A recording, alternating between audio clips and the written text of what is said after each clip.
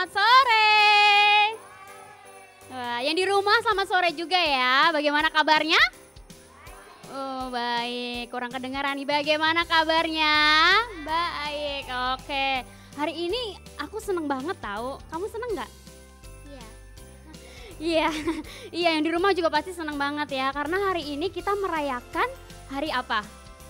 Natal, kelahiran Tuhan Yesus. Berarti hari ini ada yang berulang tahun. Kalau ada yang berulang tahun itu happy apa sedih? Happy, karena happy Lause pengen bikin permainan deh. Yang di rumah juga happy, yang di sini juga kita mau happy, oke?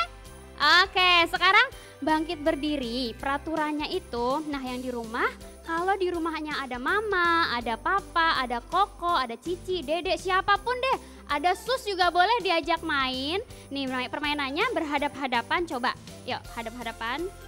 Ini timnya campuran dulu ya, ini ganda campuran ceritanya ya.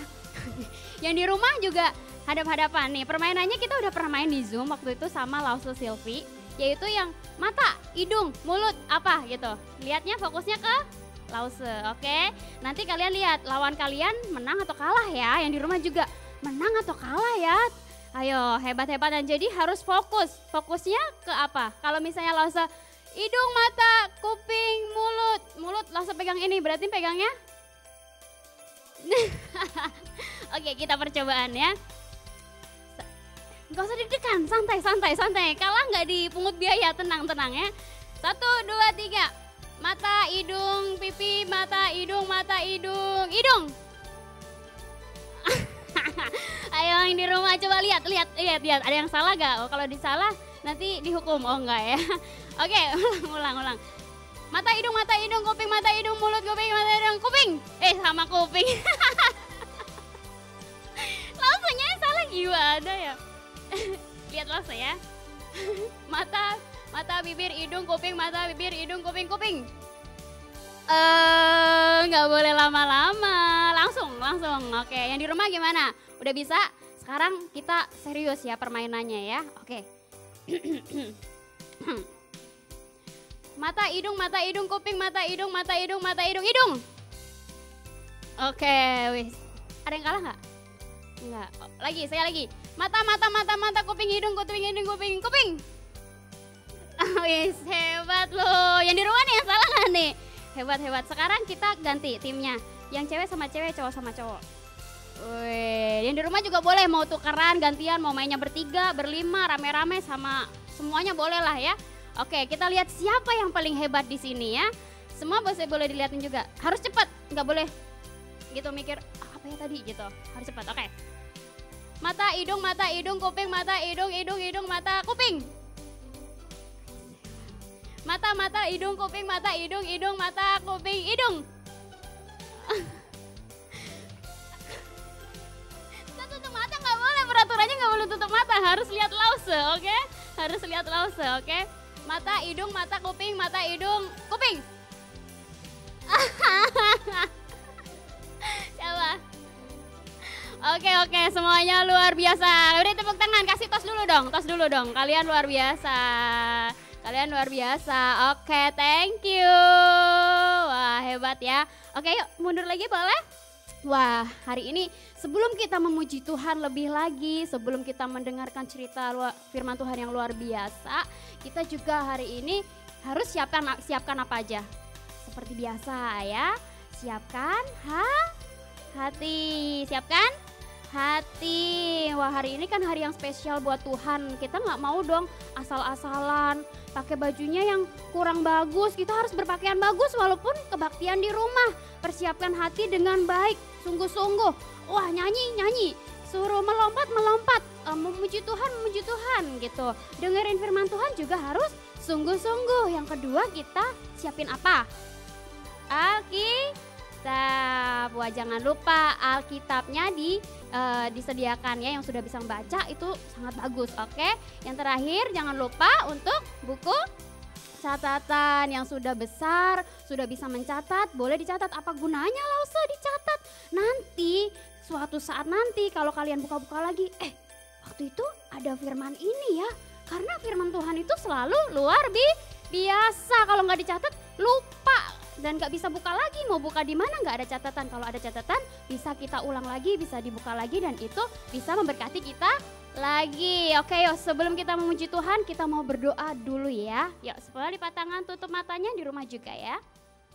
Tuhan Yesus, terima kasih ya Tuhan, hari ini adalah hari ulang tahun-Mu. Kami ingin Tuhan memberikan yang terbaik, Tuhan, hati kami, segalanya Tuhan yang terbaik dalam hidup kami Tuhan kepada-Mu. Biarkan Tuhan kami sungguh-sungguh pada saat sore hari ini Tuhan, memuji Engkau dengan sungguh-sungguh, mendengarkan firman-Mu dengan sungguh-sungguh ya Bapa. Terima kasih Tuhan Yesus, di dalam nama Tuhan Yesus Kristus kami berdoa, haleluya, amin.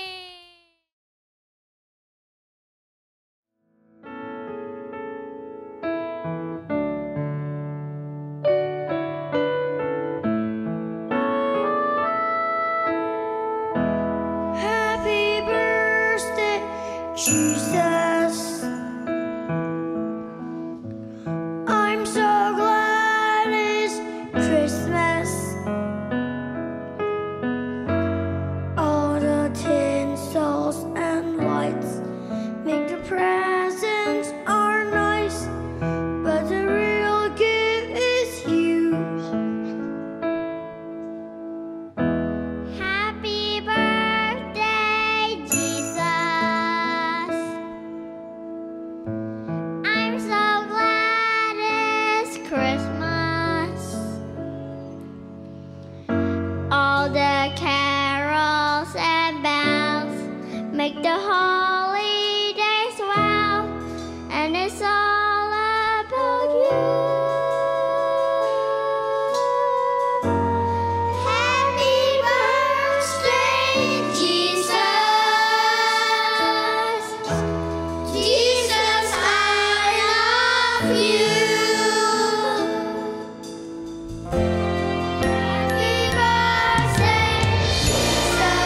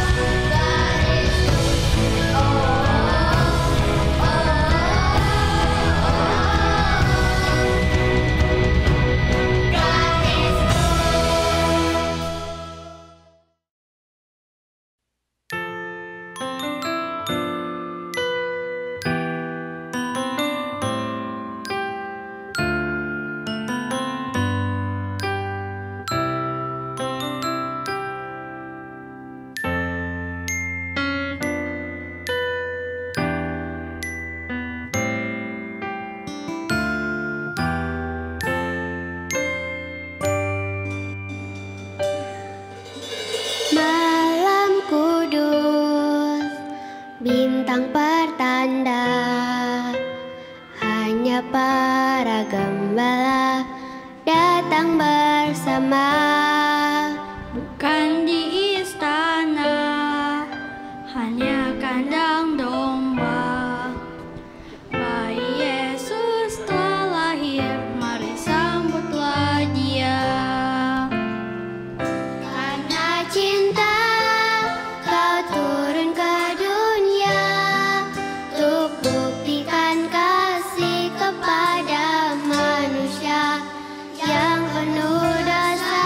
Karena cinta, Bapa mengirim anaknya.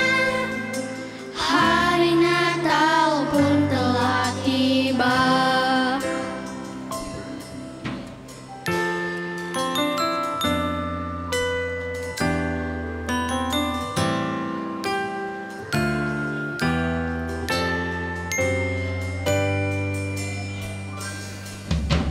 Yang kau pinta bukanlah harta, hati yang sederhana lebih berharga.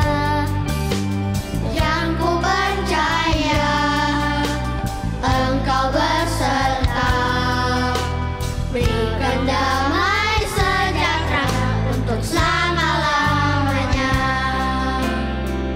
Karena cinta kau turun ke dunia untuk buktikan kasih kepada manusia yang penuh dosa. Karena cinta Bapa mengirim anaknya. Hari Natal pun telah tiba. Terima kasih Yesus, Juru Selamat kami. Kau turun ke dunia untuk bebaskan kami yang penuh dosa. Hari ini kami datang untuk bersyukur dan merayakan kelahiran-Mu buat kami. Yesus, Engkaulah Juru Selamat kami.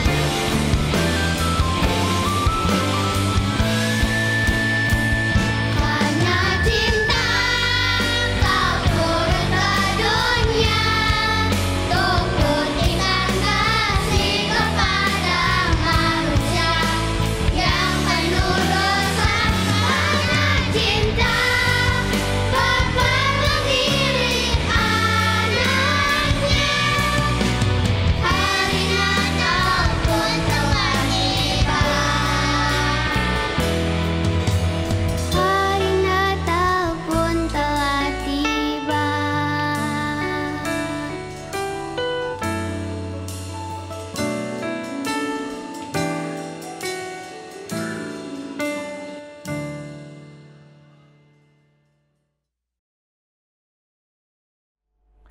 Shalom adik-adik, adik-adik Five Stones, apa kabar?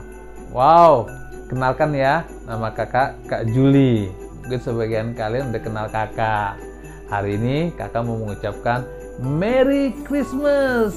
Yeay, hari yang sangat bersuka cita karena Tuhan Yesus sudah datang ke dunia untuk menyelamatkan kita semua. Nah, sekarang Kak Juli juga akan menyampaikan firman Tuhan dan bercerita tentang kelahiran Tuhan Yesus. Kenapa ya Tuhan Yesus mau lahir ke dunia? Dan lahirnya di mana? Di kandang domba lagi ya. Kan harusnya Tuhan lahirnya di tempat yang mewah, megah, di kerajaan atau di istana. Tapi Tuhan mau datang di kandang domba. Nah, karena itu dengar ya, Kak Ju akan ceritakan ini dari awal, dari benar-benar awal loh, sampai nanti Tuhan Yesus datang ke dunia ini. Duduk yang manis ya. Nah, Kak Ju akan mulai dengan suatu ilustrasi. Di sebelah kakak ada akuarium nih, akuarium ikan. Wah, kita lihat nih ikannya nih. Wah, sepertinya ikannya lagi berantem ya. Wah, mereka gigit-gigitan. Wah, mereka saling bunuh-bunuhan. Wah, Kak Ju mau bilang sama ikan ini untuk tidak saling menyakiti ya. Hai ikan, stop, jangan saling menyakiti.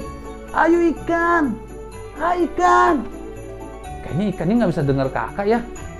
Ikan, blub blub blub blub blub blub. Wah, mereka nggak ngerti. Ikan. Wah, pasti mereka nggak bisa dengar bahasa kakak. Kalau gitu, Kak Juli akan coba menjadi seekor ikan. Lihat ya, aku akan jadi ikan nih. 1, 2, 3. Halo, hai makhluk air, saya ikan. Hei, mau apa kamu? Kenapa kamu mengganggu kesenangan kami? Iya, apa urusan kamu? Aku cuma mau bilang, ayo jangan saling menyakiti. Itu tidak baik dan akan merugikan diri kalian masing-masing. Jadi, apa yang harus kami lakukan? Iya, kasih tahu dong. Cobalah untuk saling berbuat baik, maka kalian akan merasakan kebaikan dan kedamaian. Iya, betul sekali itu. Dari dahulu, aku ingin akuarium ini ada kedamaian. Baiklah. Oke. Terima kasih ya, hai ikan yang baik. Sama-sama. Sampai jumpa. Nah, adik-adik, tadi Kak Juli udah menjadi ikan supaya bisa berbicara dengan ikan. Dan akhirnya ikan-ikan tuh ngerti bahasa kakak. Karena Kak Juli bisa berbahasa ikan seperti mereka. Nah, itu cuma ilustrasi aja ya. Adik-adik, demikian juga dengan Tuhan.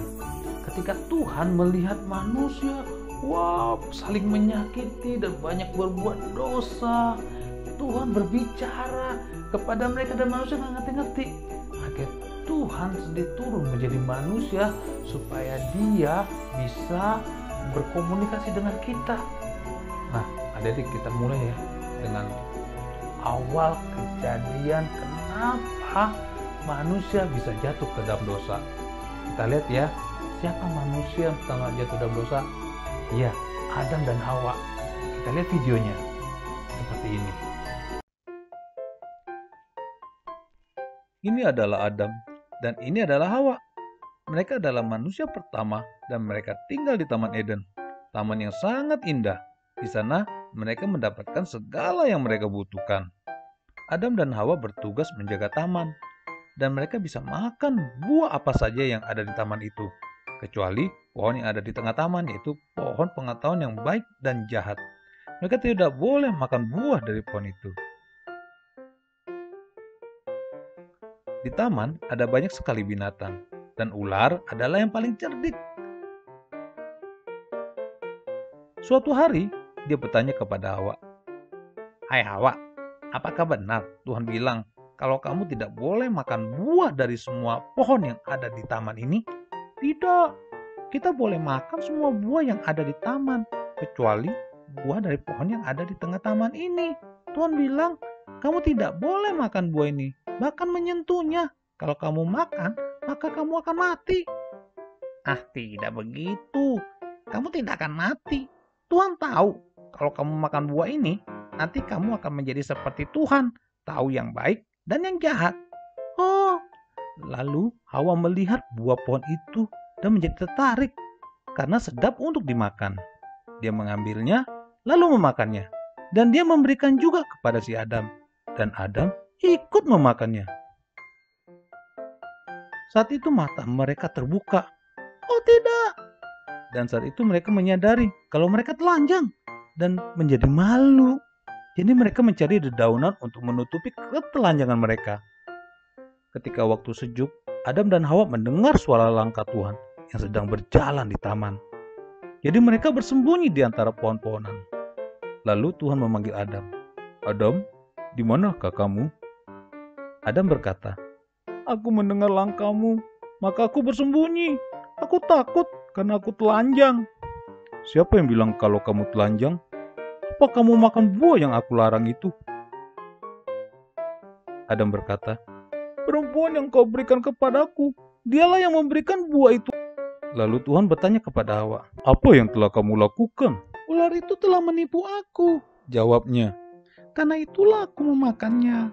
Maka Tuhan menghukum ular dengan membuat ular berjalan dengan tubuhnya. Dan Tuhan berkata kepada Hawa bahwa dia akan kesakitan yang luar biasa pada waktu melahirkan. Dan Tuhan juga berkata kepada Adam, karena dia telah mendengar si Hawa dan tidak taat kepada Tuhan, maka hidupnya akan menjadi susah dan harus bekerja keras untuk mendapatkan makanan. Tuhan berkata, karena kamu dibuat dari debu dan tanah, maka kamu akan menjadi debu dan tanah. Lalu Tuhan membuat baju dari kulit binatang. Tuhan tahu mereka tidak bisa tinggal lama di Taman Eden karena dosa mereka. Lalu Tuhan menyuruh mereka keluar dari Taman Eden. Akhirnya manusia hidup dengan dosa karena kejatuhan dari Adam dan Hawa yang telah melanggar perintah Tuhan. Karena Tuhan udah ngomong, siapa yang makan buah pengetahuan yang baik dan yang jahat itu, dia akan mati. Lalu Adam dan Hawa melanggarnya dan dia harus mati. Aduh, sangat menyedihkan. Tuhan juga sedih. Nah, adik-adik, Tuhan menyiapkan penyelamatan. Kapan penyelamatan Tuhan rencanakan? Yaitu di awal ketika manusia jatuh dalam dosa. Ya, Adam dan Hawa jatuh dalam dosa, langsung Tuhan menyiapkan visi penyelamatan. Karena Tuhan Yesus, karena Tuhan sayang kepada manusia, Tuhan sayang kepada Adam dan Hawa, Tuhan sayang pada kita semua. Nah, di awal Adam dan Hawa jatuh ke dalam dosa, Tuhan udah mulai menyelamatkan Adam dan Hawa. Kapan tuh? Nah, gini, ketika Adam dan Hawa berdosa, mereka telanjang, mereka melihat kemaluan mereka jadi takut, mereka jadi malu. Tuhan tahu penderitaan mereka, Tuhan tahu tidak enakan hati mereka ya. Lalu Tuhan mau menutupi dosa mereka dengan cara apa? Dengan cara menutupi Adam dan Hawa dengan pakaian kulit binatang. Dan Tuhan pakai ke tubuh Adam, Tuhan pakai ke tubuh Hawa untuk menutupi kemaluan mereka atau menutupi rasa dosa mereka. Tahu gak adik, apa arti dari kulit binatang itu?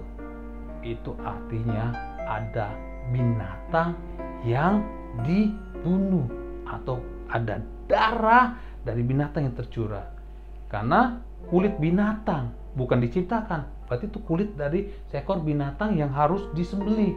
Dan akhirnya kulit itu dipakaikan kepada Adam dan Hawa. Itulah tindakan penyelamatan pertama yang Tuhan lakukan untuk Adam dan Hawa tidak mati. Nah, adik-adik, semenjak itu manusia terus bertambah banyak, keturunan Adam dan Hawa terus bertambah banyak. Tapi dosa pun terus bertambah. Manusia keturunan Adam dan Hawa terus berbuat dosa. Tuhan sedih karena manusia yang semakin jahat dan semakin melakukan dosa-dosa. Tuhan lalu mengambil keputusan ingin membinasakan manusia. Tapi Tuhan tetap sayang sama manusia ya. Dia pilih Nuh dan keluarganya. Yuk adik-adik, kita lihat bagaimana Tuhan menyelamatkan Nuh dan keluarganya. Yuk kita lihat.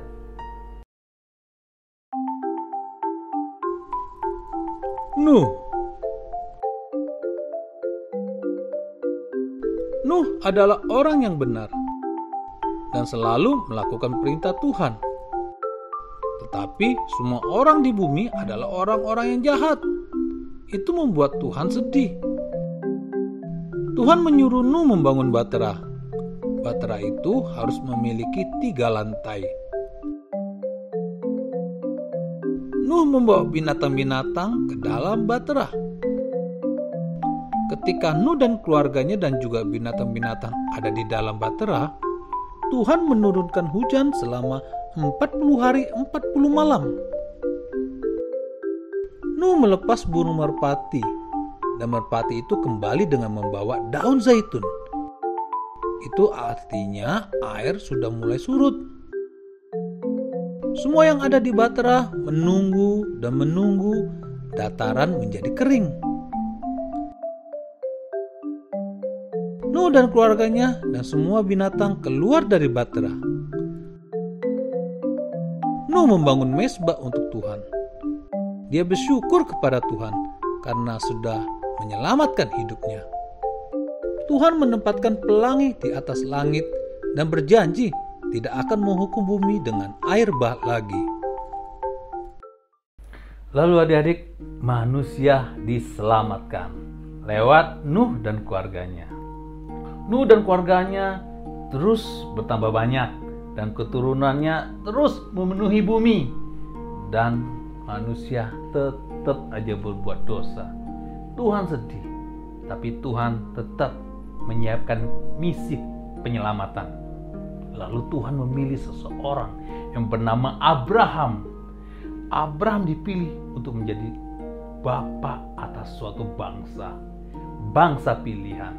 Apa maksudnya dari pilihan ya? Yaitu Tuhan memilih di mana Tuhan akan lahir, dan dari bangsa yang lewat Abraham itulah Tuhan akan lahir.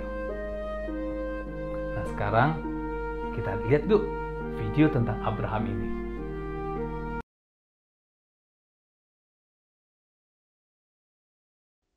Berfirmanlah Tuhan kepada Abram, pergilah dari negerimu dan dari sanak saudaramu dan dari rumah bapamu ini ke negeri yang akan kutunjukkan kepadamu. Aku akan membuat engkau menjadi bangsa yang besar dan memberkati engkau serta membuat namamu masyhur, dan engkau akan menjadi berkat. Aku akan memberkati orang-orang yang memberkati engkau dan mengutuk orang-orang yang mengutuk engkau. Dan olehmu semua kaum di muka bumi akan mendapat berkat. Abram berumur 75 tahun ketika ia berangkat dari Haran. Abram membawa Sarai istrinya dan Lot anak saudaranya dan segala harta benda yang di depan mereka. Mereka berangkat ke tanah Kanan, lalu sampai di situ. Abram berjalan melalui negeri itu sampai ke suatu tempat dekat Sikem, yakni pohon terbatin di More. Waktu itu orang Kanan diam di negeri itu. Ketika itu Tuhan menampakkan diri kepada Abram dan berfirman, Aku akan memberikan negeri ini kepada keturunanmu. Maka didirikannya di situ mezbah bagi Tuhan.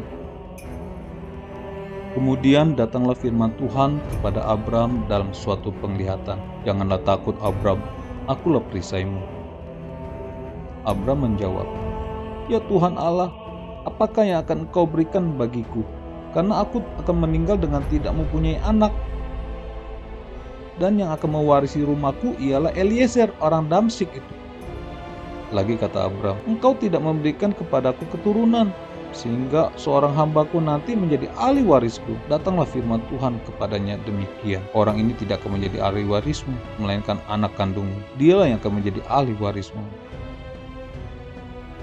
Lalu Tuhan membawa Abram keluar serta berfirman, coba lihat ke langit, hitunglah bintang-bintang, jika engkau dapat menghitungnya. Demikianlah banyaknya nanti keturunanmu. Lalu percayalah Abram kepada Tuhan. Maka Tuhan memperhitungkan hal itu kepadanya sebagai kebenaran. Lagi firman Tuhan kepadanya, Akulah Tuhan yang membawa engkau keluar dari Ur Kasdim untuk memberikan negeri ini kepadamu menjadi milikmu. Kata Abram, Ya Tuhan Allah, dari manakah aku tahu bahwa aku akan memilikinya? Firman Tuhan kepadanya, Ambillah bagiku lembu betina berumur 3 tahun, kambing betina berumur 3 tahun, domba jantan berumur 3 tahun, burung terkukur, dan anak burung merpati. Diambilnyalah semuanya itu bagi Tuhan. Dipotong 2, lalu diletakkannya bagian-bagian itu yang satu di samping yang lain, tetapi burung-burung itu tidak dipotong 2. Ketika burung-burung buas hinggap pada daging binatang-binatang itu, maka Abram mengusirnya. Menjelang matahari terbenam, tertidurlah Abram dengan nyenyak. Lalu turunlah meliputinya gelap gulita yang mengerikan. Tuhan berfirman kepada Abram, Engkau akan pergi kepada nenek moyangmu dengan sejahtera. Engkau akan dikuburkan pada waktu telah putih rambutmu.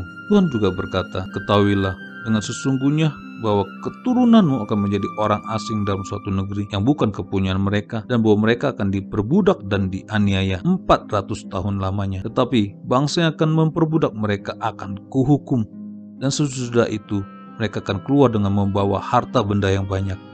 Tapi keturunan yang keempat akan kembali ke sini, sebab sebelum itu kedurjanan orang Amori itu belum genap.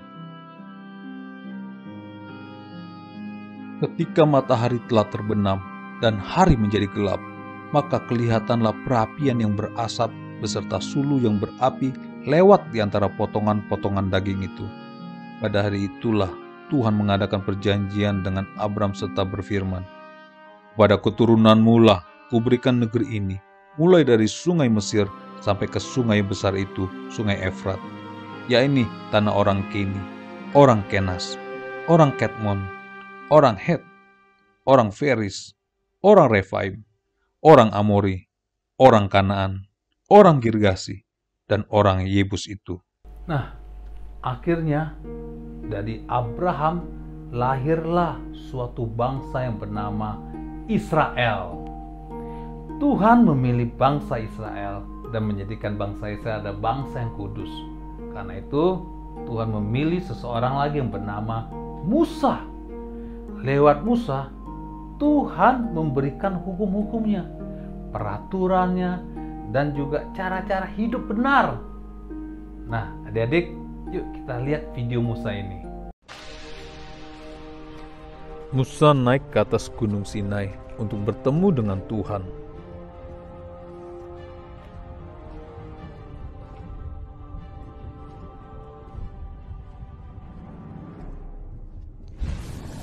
Musa, aku memberikan kepadamu cara untuk hidup. Aku memberikan kepadamu 10 perintah Allah. Ingatlah perintah itu. Ajarilah mereka di sepanjang waktu.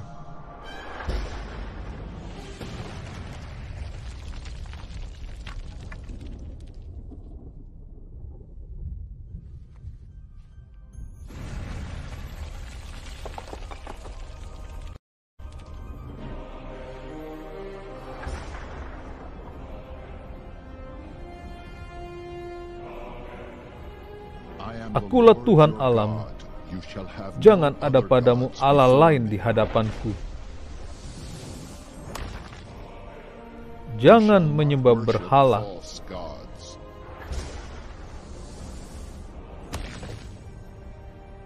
Jangan menyebut nama Tuhan dengan sembarangan. Kuduskanlah hari Sabat. Hormatilah ayah dan ibumu. Jangan membunuh. Jangan berzina. Jangan mencuri. Jangan berdusta.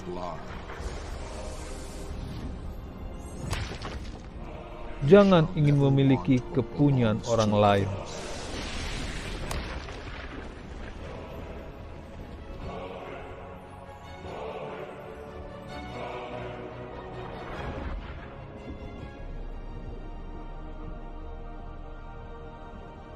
Thank you, God. Thank you. Setelah bangsa Israel menerima hukum-hukum yang Tuhan berikan, bagaimana hidup benar, hidup kudus, dan membawa korban sembelihan untuk menebus dosa-dosa mereka. Tapi bangsa Israel, manusia, masih aja berbuat dosa. Lalu Tuhan tetap menyiapkan misi penyelamatan. Dia memilih seseorang yang bernama Daud dan menjadikan Daud Raja Israel. Nah, adik-adik, yang spesial dari Daud adalah Daud mengajarkan kita bagaimana hidup intim sama Tuhan, hidup dekat dengan hatinya Tuhan, dan juga bagaimana Daud memuji dan menyembah Tuhan dengan cara yang benar. Yuk kita lihat video tentang Daud dipilih menjadi seorang raja. Kamu ingat Samuel, seorang anak yang mendengar suara Tuhan. Ketika Samuel sudah tua, Tuhan menyuruhnya untuk mencari seorang anak yang spesial, karena Tuhan punya rencana yang spesial baginya. Dia akan dijadikan seorang raja. Jadi Samuel bertanya kepada Tuhan, kemana dia harus pergi? Tuhan menyuruhnya kepada keluarga Isai yang mempunyai banyak anak, dan semuanya anak laki-laki, dan semuanya anak yang kuat, agar suatu hari bisa menjadi raja yang hebat. Tetapi Tuhan berkata kepada Samuel, janganlah melihat penampilan luarnya, karena manusia melihat apa yang di depan mata, tetapi Tuhan melihat hati.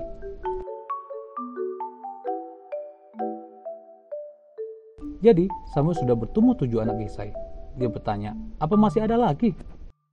Isai berkata, masih ada yang paling kecil, namanya Daud. Daud adalah anak yang cakap dan dia adalah seorang gembala yang mengembalakan 3 ekor domba. Samuel bertemu Daud dan melihatnya. Tuhan berkata kepada Samuel, bangkitlah dan urapilah dia, karena dialah yang akan menjadi raja. Setelah itu, Roh Tuhan selalu menyertai Daud. Daud tidak hanya sebagai penjaga domba, dia juga seorang pemberani. Suatu hari, dia pernah membunuh seekor singa dan juga membunuh seekor beruang. Semuanya dilakukan hanya untuk menjaga dombanya. Dan dia juga pernah mengalahkan seorang raksasa yang bernama Goliat dengan menggunakan umban dan batu. Dia melakukan ini untuk menegakkan nama Tuhan dan bangsanya.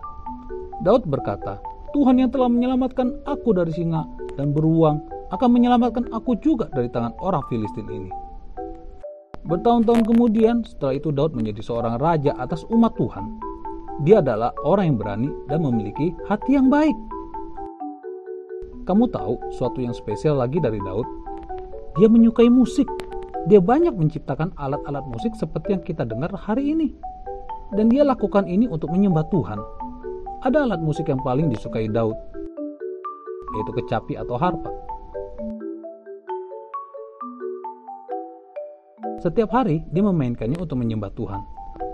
Sekalipun keadaannya lagi senang atau sangat senang, sedih atau sangat sedih, marah atau khawatir, Daud selalu bernyanyi untuk Tuhan. Dan dia menulis banyak lagu yang indah untuk Tuhan. Tahukah kamu, di dalam Alkitab ada banyak lagu-lagu dan puisi. Ini adalah kitab Mazmur, dan di dalamnya ada 150 pasal. Banyak dari itu semua adalah tulisan Daud. Daud berkata, mari semua yang bernafas memuji nama Tuhan, dari terbitnya matahari sampai terbenamnya. Terpujilah Tuhan. Tuhan berkata, Daud adalah orang yang berkenan di hati Tuhan.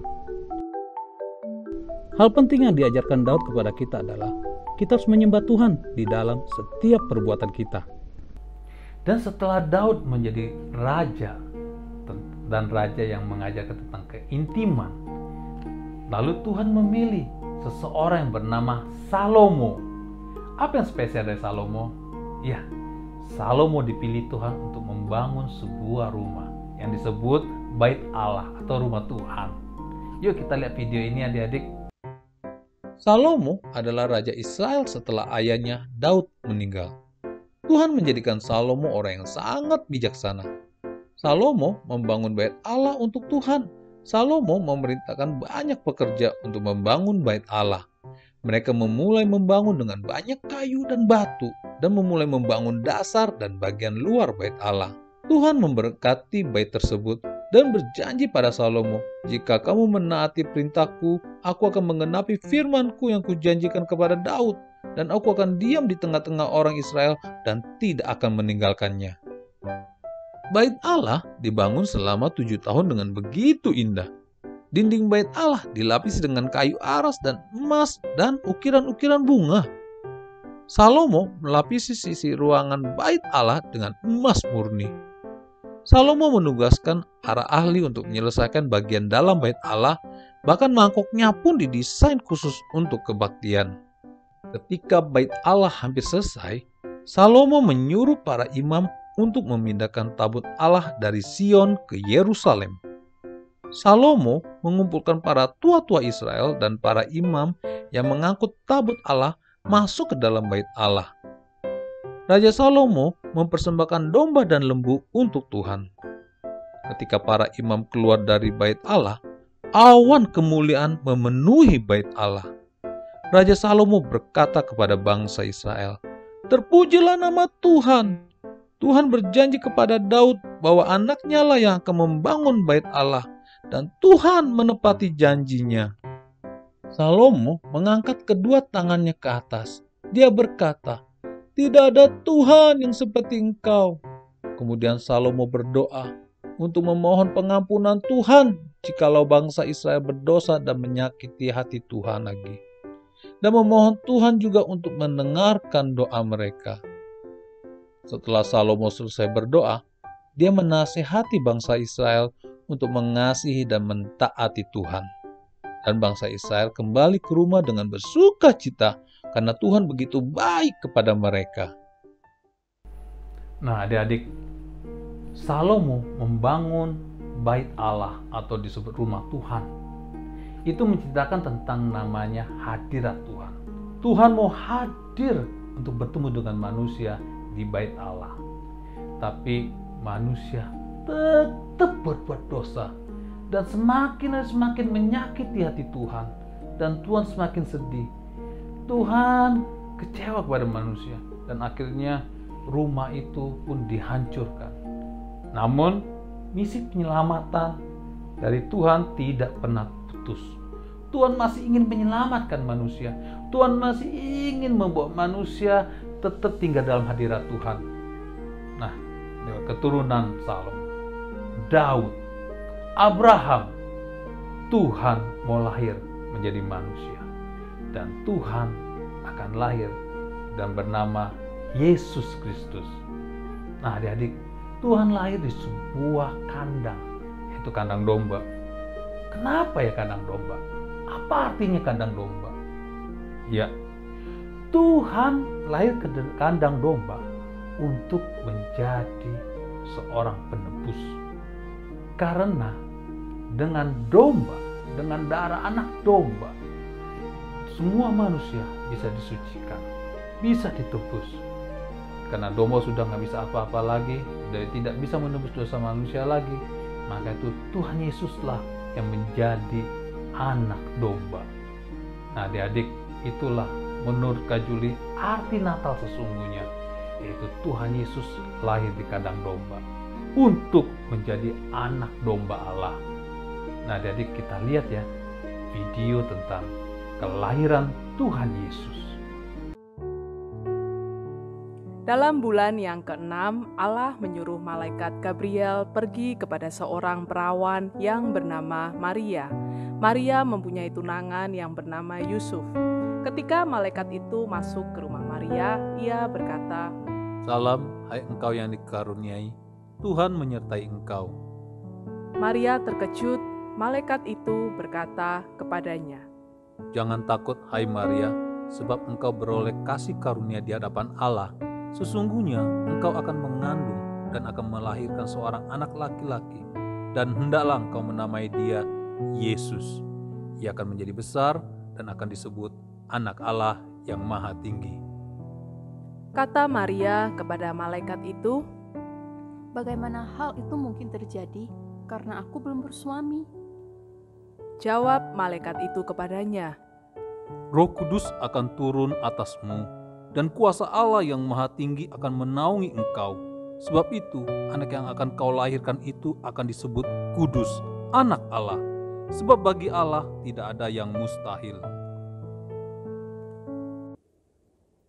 Ketika mereka di situ, tibalah waktunya bagi Maria untuk bersalin, dan ia melahirkan seorang anak laki-laki, anaknya yang sulung, lalu dibungkusnya dengan lampin dan dibaringkannya di dalam palungan, karena tidak ada tempat bagi mereka di rumah penginapan.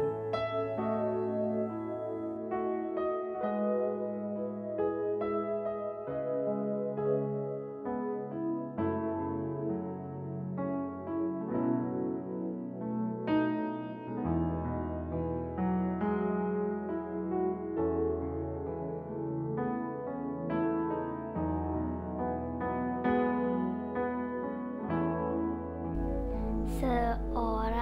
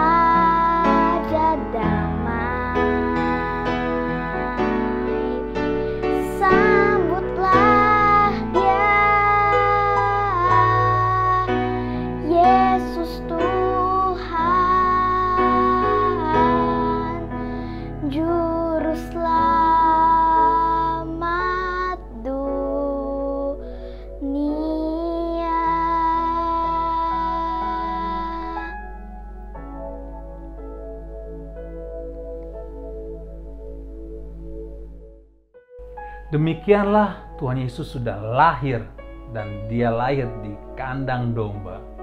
Itu tentang misi penyelamatan Tuhan, yaitu Tuhan ingin kita diselamatkan, bukan dibinasakan. Nah, itulah adik-adik arti Natal sesungguhnya. Bukan tentang pesta pora, bukan tentang hiasan Natal, bukan tentang baju baru yang bagus, tapi tentang Tuhan Yesus yang sudah lahir di kandang domba untuk menebus dosa-dosa kita. Nah, adik-adik, video ini boleh menggambarkan bagaimana Tuhan Yesus ingin kita diselamatkan. Mari adik-adik, lihat dengan sungguh-sungguh. Cerita tentang Petrus. Tuhan sayang kepada Petrus, dan dia selalu ingin hadir di dalam kehidupan Petrus. Petrus juga sayang kepada Tuhan. Tuhan berkata, aku akan pergi sebentar ya, apakah kamu mau menunggu aku? Ketika aku kembali mungkin aku kelihatan berbeda. Apakah kamu tetap menunggu aku? Kamu bersembunyi di sini.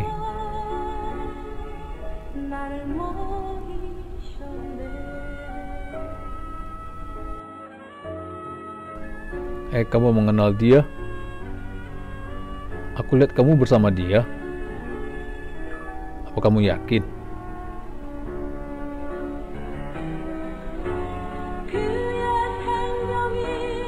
Lalu Petrus menyadari kalau dia sudah menyangkal Tuhan. Hatinya sedih, dan dia merasa sangat berdosa. Dia merasa dirinya gagal.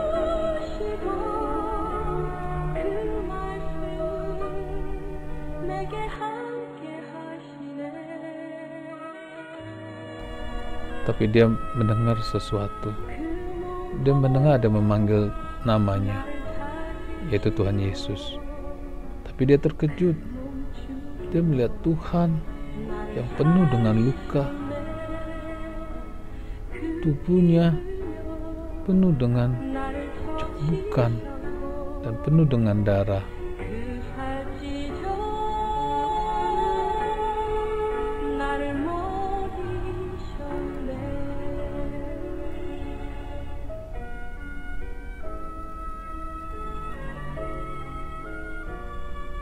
Tuhan tersenyum kepada Petrus.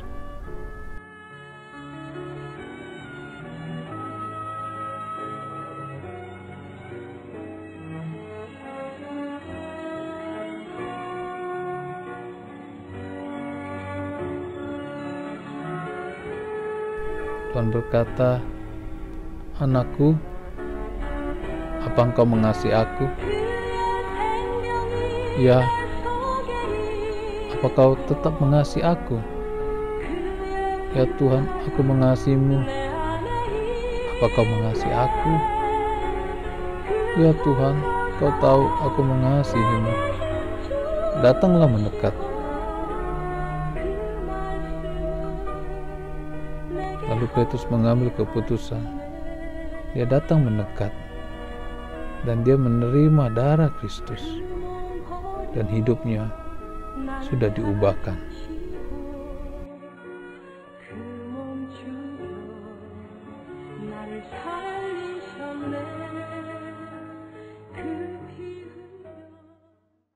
Mari adik-adik, terimalah Yesus.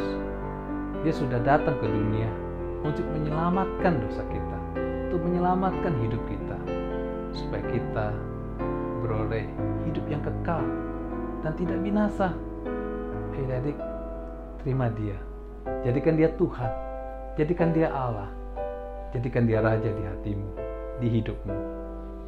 Mari adik-adik, lipat tanganmu, karena waktunya kita berdoa. Tuhan Yesus, terima kasih. Terima kasih untuk Natal yang kau berikan, yaitu tentang kelahiranmu, tentang misi penyelamatanmu untuk kami. Aku berdoa buat adik-adik Five Stones. Tuhan, jadilah Tuhan dan Allah di dalam hidup mereka. Tuhan, terus Bapa, bawa mereka untuk mengenal Engkau lebih dalam dan lebih dalam lagi.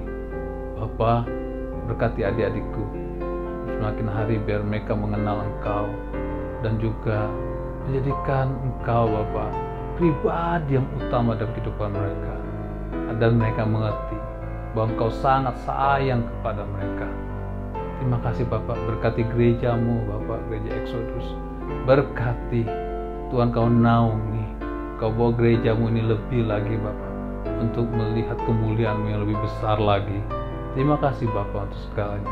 Terima kasih untuk Natal yang Kau berikan ya Bapak. Kami mengucap syukur buat kebaikan-Mu. Hanya dalam nama Tuhan Yesus kami ucap syukur dan berdoa. Haleluya. Amin. Tuhan Yesus memberkati adik-adik. Wah, siapa di sini yang tadi mendengarkan firman Tuhan yang dibawakan oleh Kak Julie dengan semangat? Boleh lambaikan tangannya, baik yang di rumah ataupun di gereja. Semangat banget. Ternyata kita dengar dari kisah penciptaan sampai masuk perjanjian baru, Tuhan Yesus lahir yang kita rayakan hari ini.